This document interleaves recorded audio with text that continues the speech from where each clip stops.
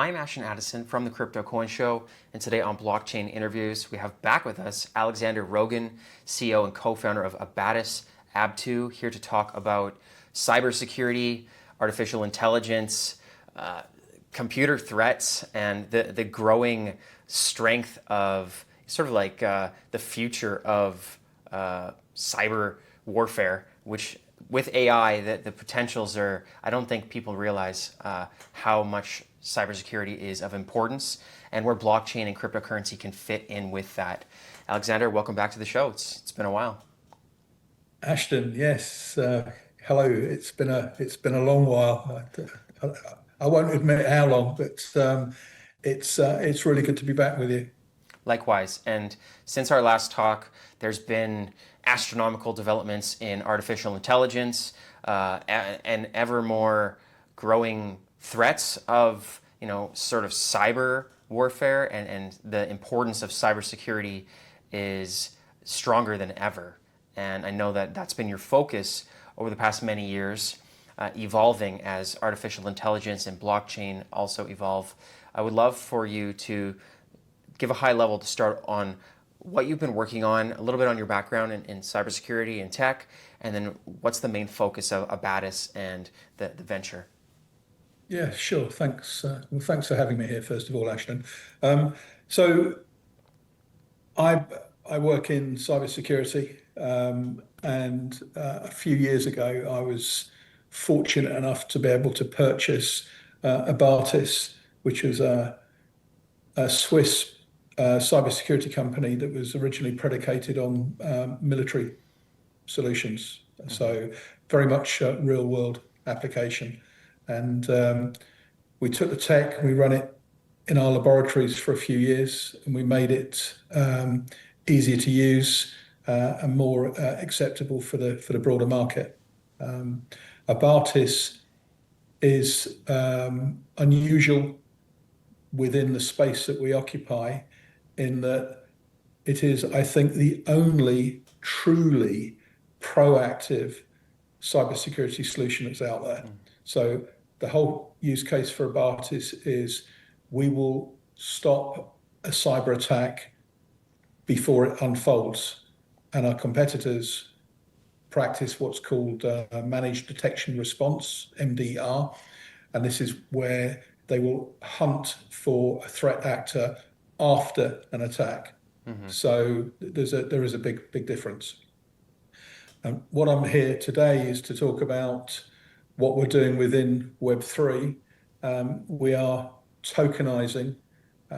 We created a utility token. We are building a utility ecosystem that's predicated on the Abatis cybersecurity. So people will be able to use the utility token, the ABTU, to buy licenses, products, and services as we develop our business over the next year or so. Definitely. And, cybersecurity is important to everybody at every level, but for different reasons. For nation states, obviously there's a lot of considerations to be made, but also for companies and for individuals, whether they're protecting their personal assets, the applications that they've developed, or their digital assets in their wallets. Is Abatis focused on the enterprise and still military, or what's the breadth of what solutions you can provide?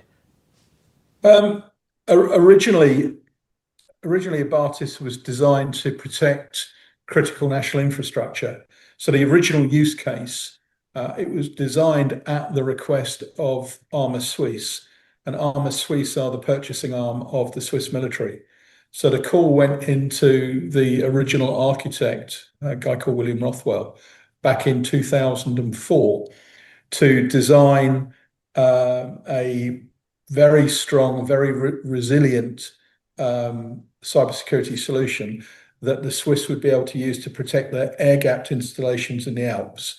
So air traffic control, missile guidance, things of that ilk. So the original use case was for the military. It then evolved into becoming an enterprise solution and broader CNI, critical national infrastructure. So Abatis has been deployed protecting air traffic control systems, government databases, and nuclear reprocessing plants, areas that are hugely important. And if there was ever a breach and the bad actors got in there, then the fallout from that, and I use that word carefully, the fallout from that could be very, very bad. And then it evolved, and larger enterprise organizations came in. People like GlaxoSmithKline, Eurotunnel, companies of this type. One of the largest logistics facilities in Europe uses it.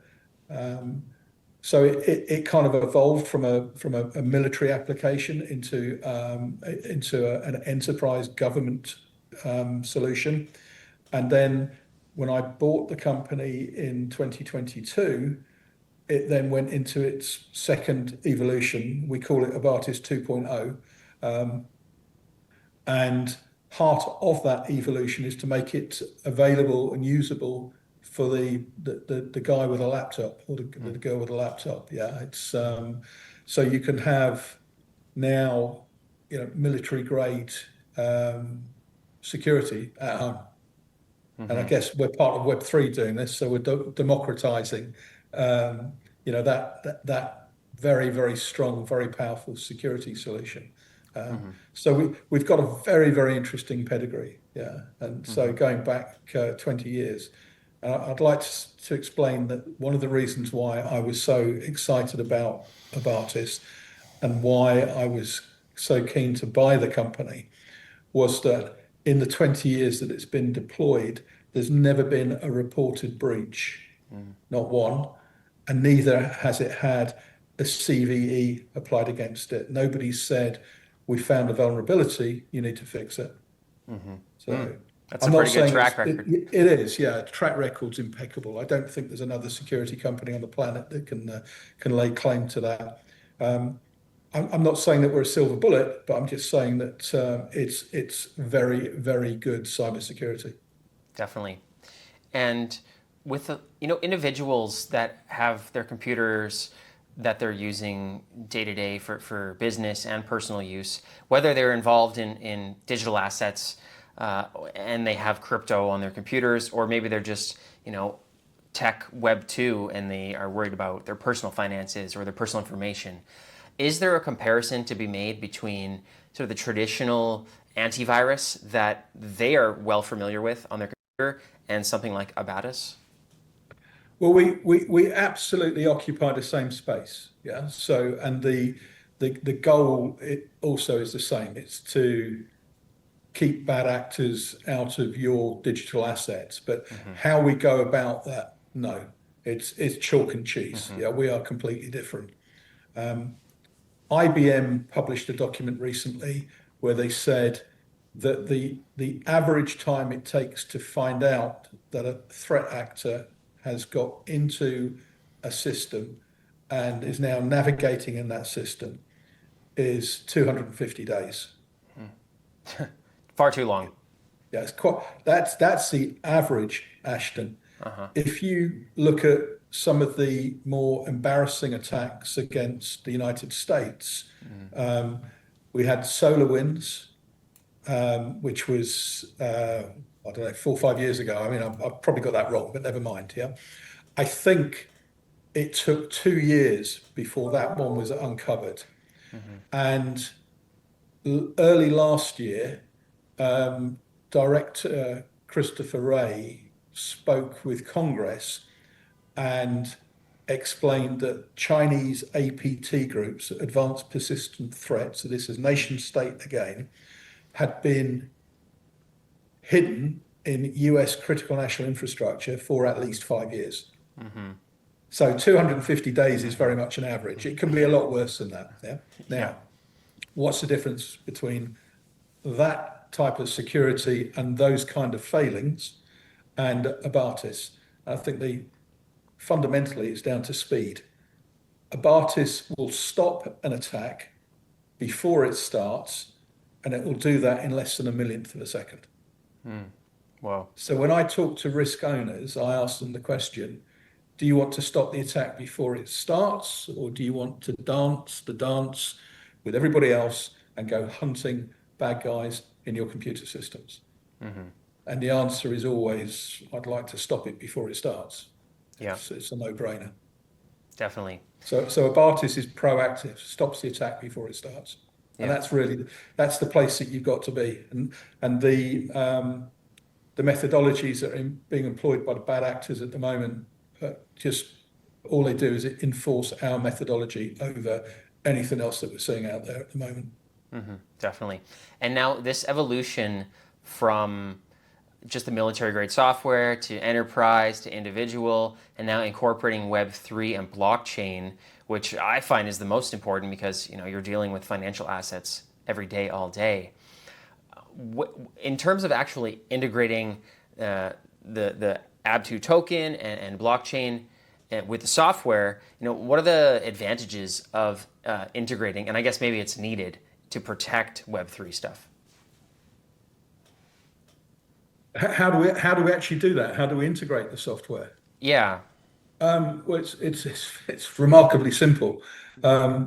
It's on a regular laptop for a single deployment. It's a 90-second installation. Yeah. So the user would go to the website and they would download the code, and they will single click.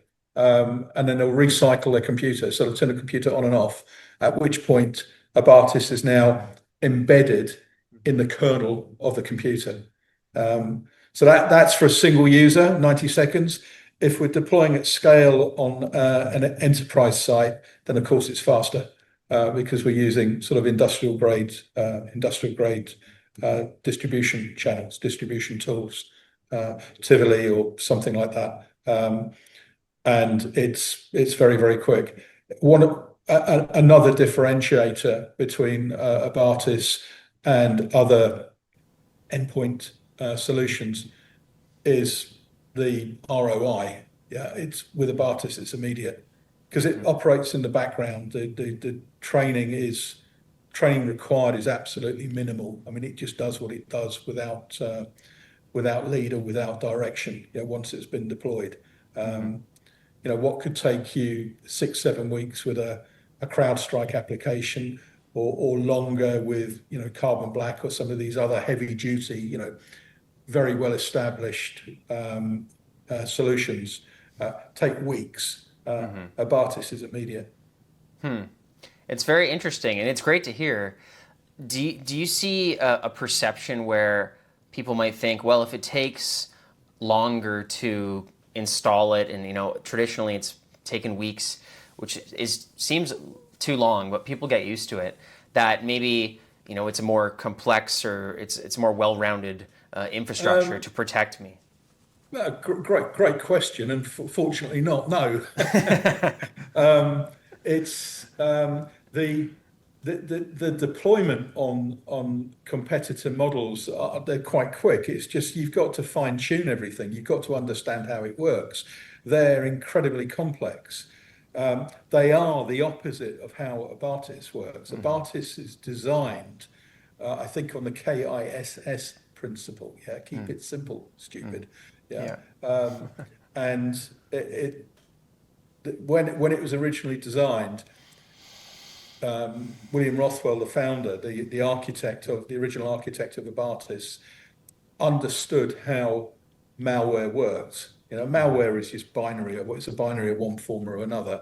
How does it work? What does it need to do? And and what do I need to do to actually stop that? And that's actually a remarkably simple solution. Over the last 20 odd years, the market has gone into an ever more complicated, complex way. And as bad actors have also evolved, the answer has been to deploy more and more technology, more and more tools, different layers. So the complexity of a security stack in an enterprise is huge. One of the tier one banks that we're talking to, I think they have 87 vendors in their security stack. That's not 87 products, that's 87 companies selling 87 companies different products. So the complexity there is absolutely huge. Now, Abatis doesn't replace all of those, but what Abatis does, it just does very, very, very, very quickly and very, very simply. And it's an incredibly elegant piece of code. I mean, it's got a very, very light touch. If you consider Microsoft Defender, just take Microsoft as an example. If you were to print out Defender's code, you would need 97,000 sheets of A4 paper. I mean, this is biblical. It's a tome. It's not a book. I mean, it's like 8 copies of Tolstoy's War and Peace. I don't have a copy of that with me, but it's about that thick. One volume is that thick, yeah? Conversely, Abatis will fit on a single sheet of A4 paper. Wow.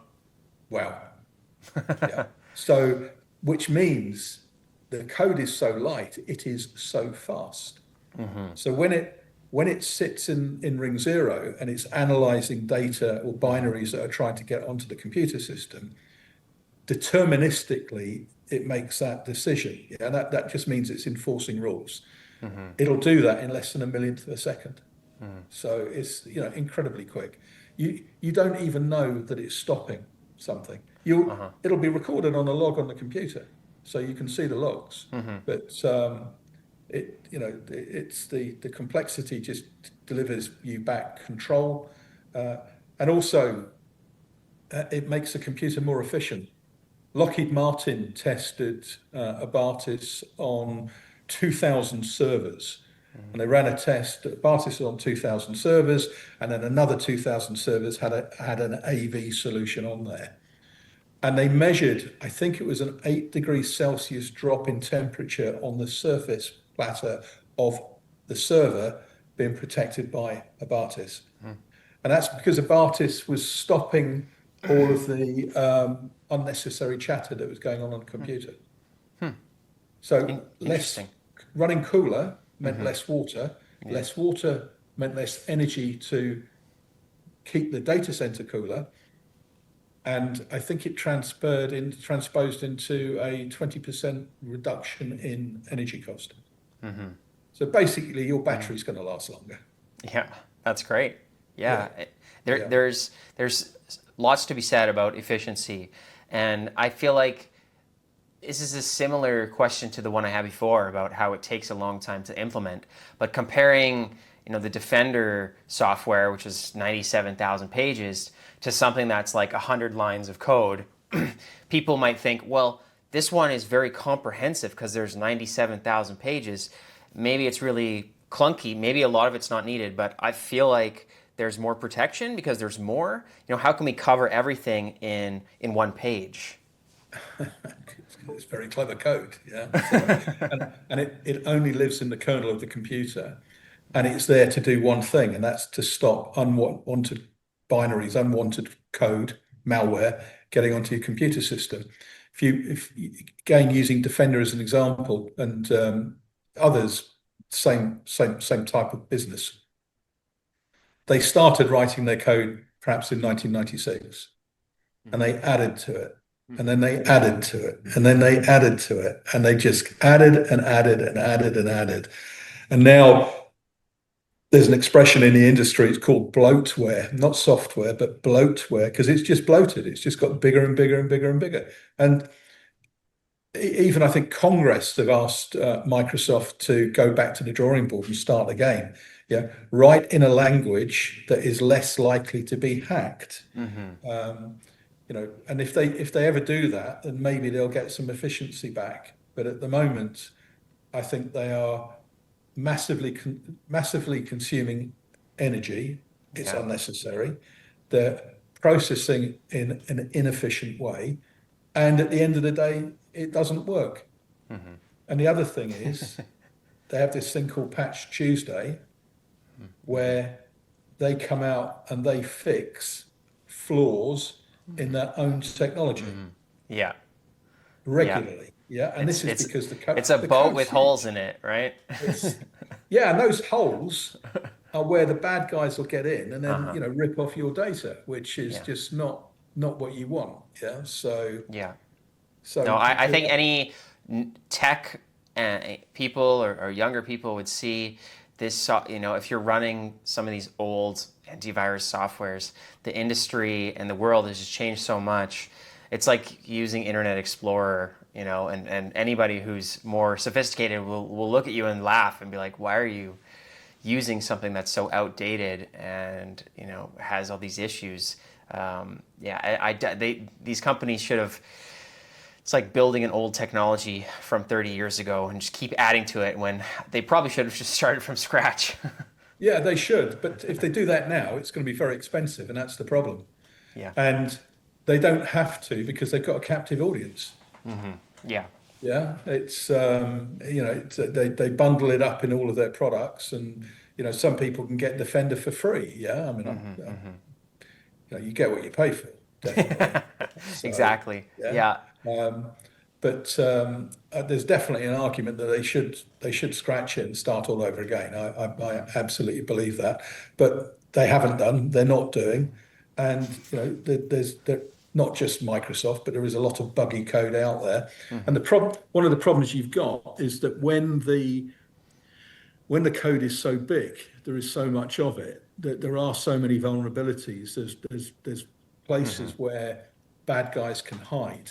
Yeah. So, you've got backdoors. I mean, the great thing about Abatis is no telemetry leaves the machine that it's protecting unless you want to. Yeah. So because Abatis doesn't work using behavioral analysis or heuristics or pattern matching or whitelisting, we don't need that computer to call back to our mothership.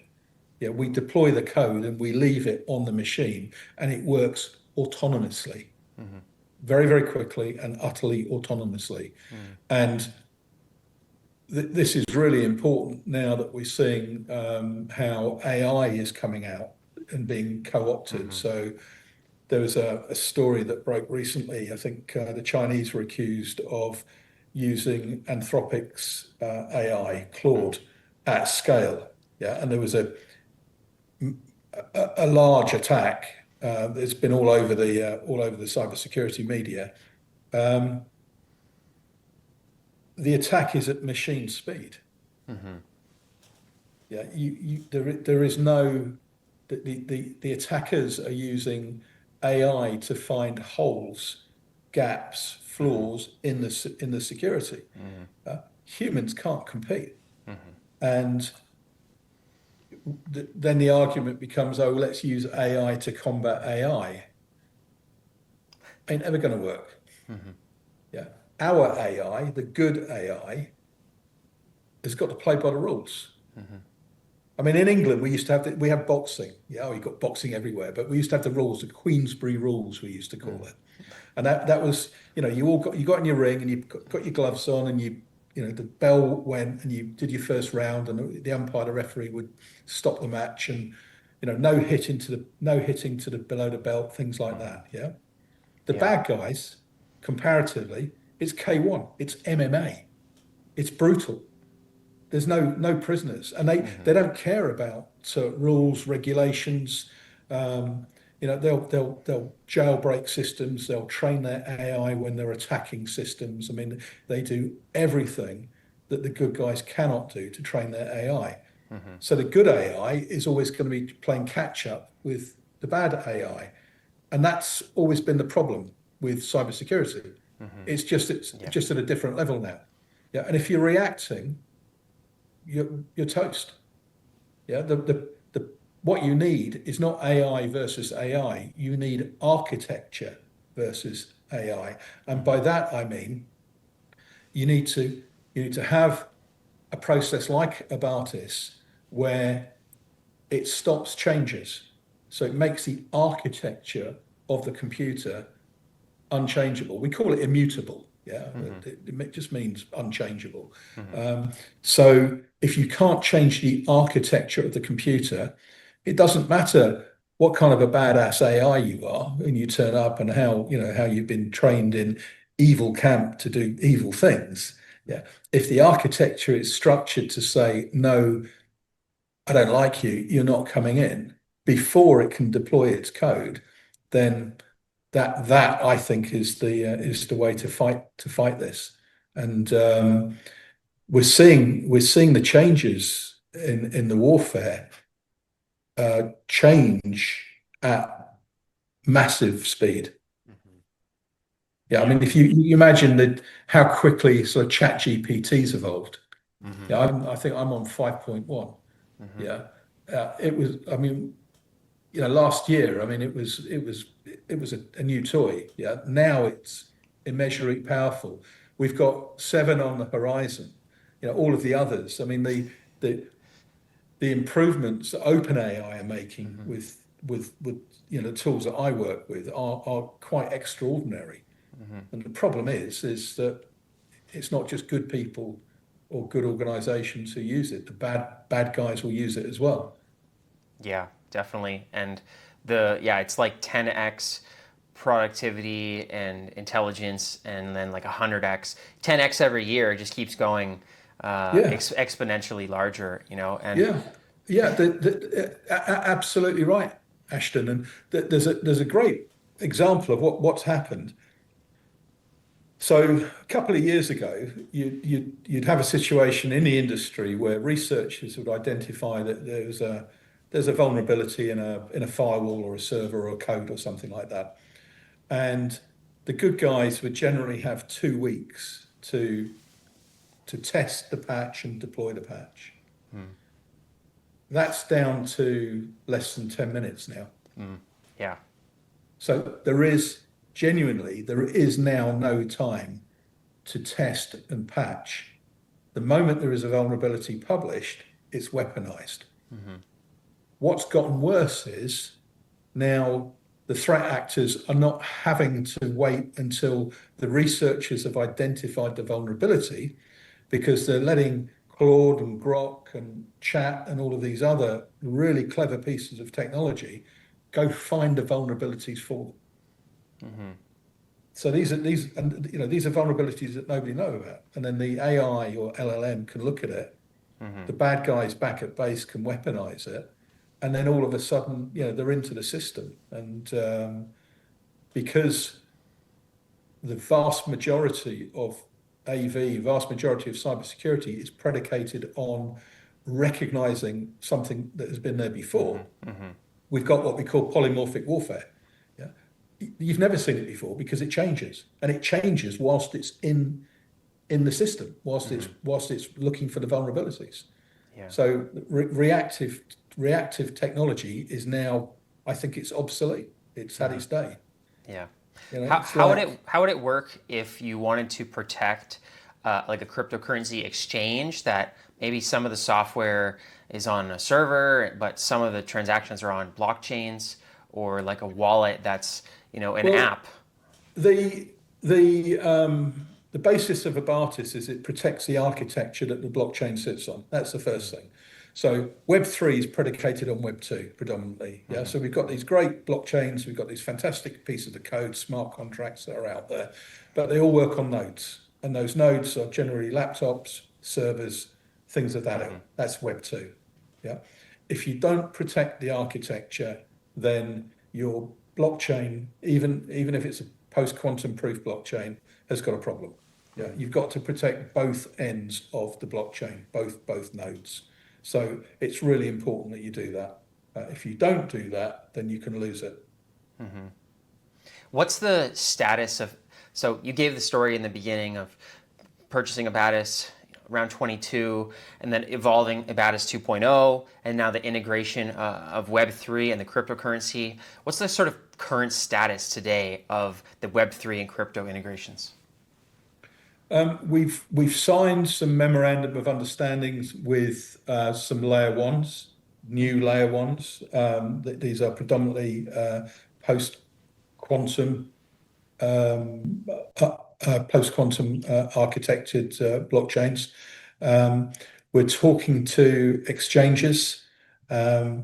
We will start talking to wallet manufacturers, although we're also bringing out our own wallet. I mean, it's not particularly difficult. And the wallet we will put onto the smartphone that we're bringing out, which is part of the roadmap. Yeah, so we've got what we're calling the Abatis 78. 78 is the atomic number for platinum, and you see platinum above my head. That's the holding company's name. Yeah, so we'll be able to fit our own wallet and protect the wallet and the smartphone using our own architecture. So that's the early stage of our roadmap. Yeah, that's great. Well, there's so much to be done, especially trying to, well, I guess it's a little different when, trying to keep up with the AI growth and Web3 adoption, which I love as well, that more people are getting involved, then there's more security threats. But if you're at the infrastructure level, stopping it before it starts, then you don't have to worry about as many things. No, you'd hope not, and we do hope not. Although we recognise that we're in an arms race. I mean, we've looked at all of the forensics that are available for attacks against exchanges. We understand how they work, and we've written various papers about this that are freely available on the website. Abatis would have stopped all of the attacks that we know about, whether they were the insider threat, the insider attack against Coinbase. There was an attack against an Indian exchange earlier on in the year, and obviously the biggest one was the Bybit hack, where they lost, what was it, 1.4 billion. I mean, huge, yeah. But all of these attacks at one point or another involved the bad guys getting onto the operating system and then moving laterally. Yeah, they changed it. They hid the code. They destroyed the code behind them, and then they moved laterally. And that's the point where Abatis intercepts and stops. And it's great to see the adoption ongoing with the exchanges and layer ones. That's pretty cool. And then there's also the ABTU token, which you referenced before. What's the status on that? And maybe you can just give a high level on the utility in the ecosystem. Yeah, sure. So the token is minted. We are at the private placement or first pre-sale stage. So we have minted 1 billion tokens of ABTU, half of which 500 million have been put aside for sale to the community.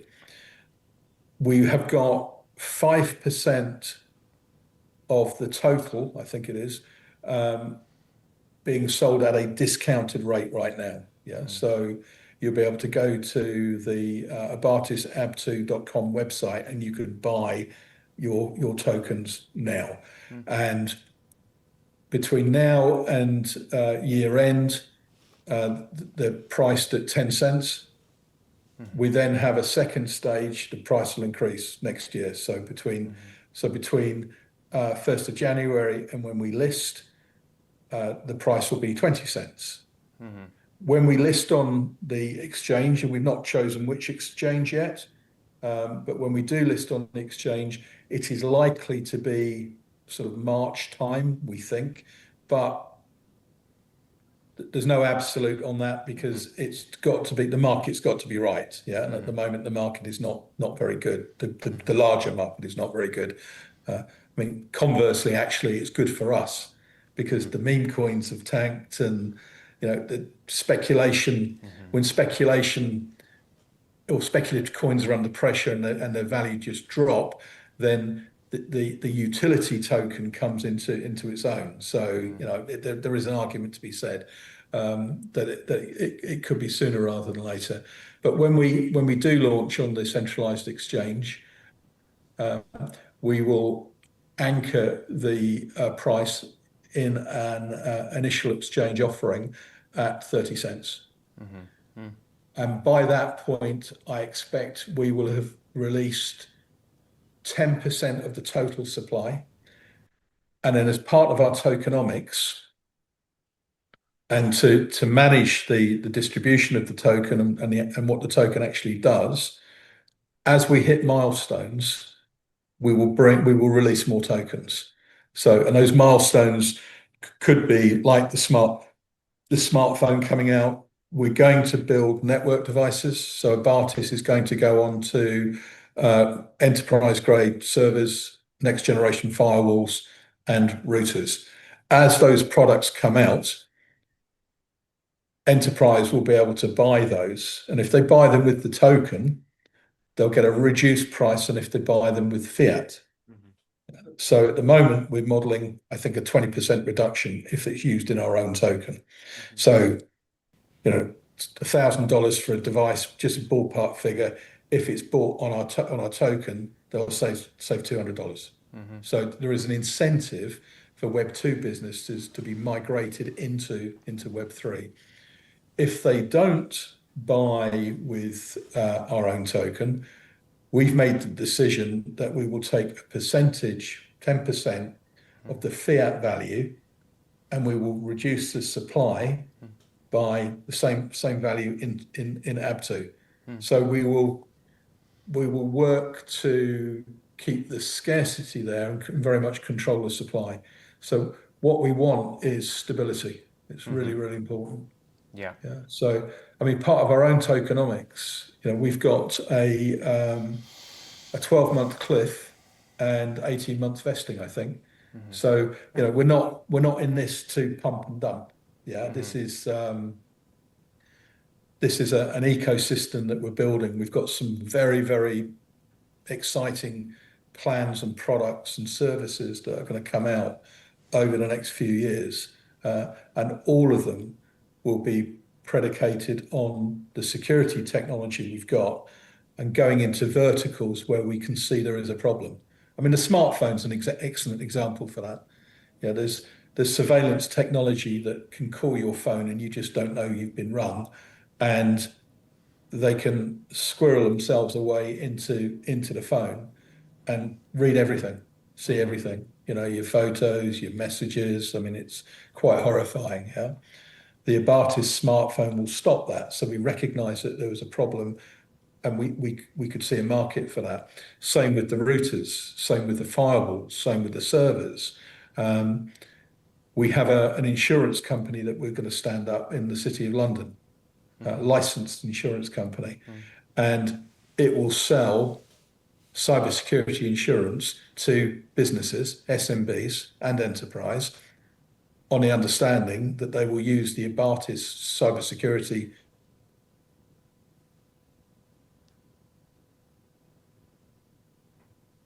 So these are sort of part of the roadmap, and people will be able to use ABTU to redeem the ABTU token against those products.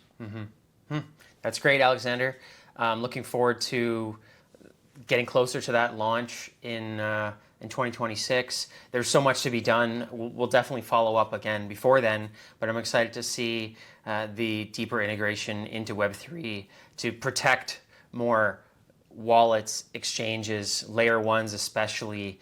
We're still seeing a lot of hacks and exploits happening with smart contracts and stuff, and we, especially as AI gets better, that technology can be used against blockchain and Web3 as well. So I'm looking forward to seeing how Abatis can solve this. And I appreciate your insights as an expert into cybersecurity and where it's heading, and just the PSA that people need to remember that this technology is getting so much more advanced than humans, that it's important to understand to protect your information, your digital assets, and your devices. So that's all the time that we have for today, but I will leave a link to the Abatis ABTU site and the platform in the show notes below.